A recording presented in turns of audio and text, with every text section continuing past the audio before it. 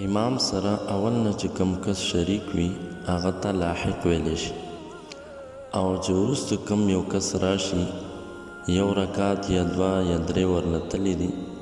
نو هغه ته مسبوق ویلی شي.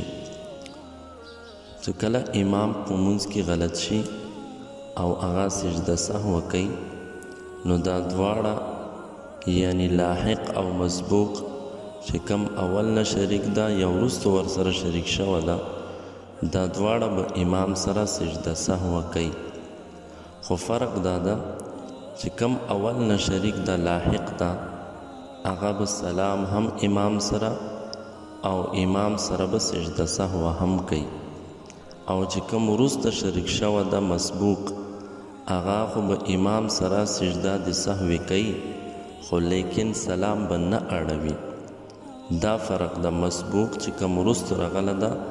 هغه به صرف سجده سهو امام سره کوي او سلام به نه اړوي.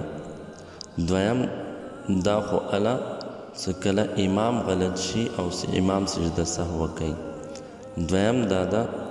که چېرته امام نه ده غلط شوه مقتدي غلط شو په مونځ کې نو په مقتدي باندې بیا سجده سهو نشته چې کله امام پسې ولاړ وي. ها البته که مسبوق ده وروسته شریک شوه ده او امام مونځ ختم کو دی دوباره ودرېدو چې کوم رکعتونه پاتې دي هغه ادا کوي په هغه کې دا مقتدي بیا غلط شو ځان ته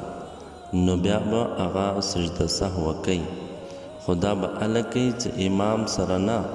بلکې امام نه وروستو په خپله چې کوم رکعتونه پاتې شوي دي هغه کې دا غلط شو نو په هغه کې به بیا دا سجده سهو ځان ته کوي. خو چې امام سره غلط شي امام پسې ولاړ ده مونځ کې غلط شو نو بیا هغه متې سجده سهو نشته ده.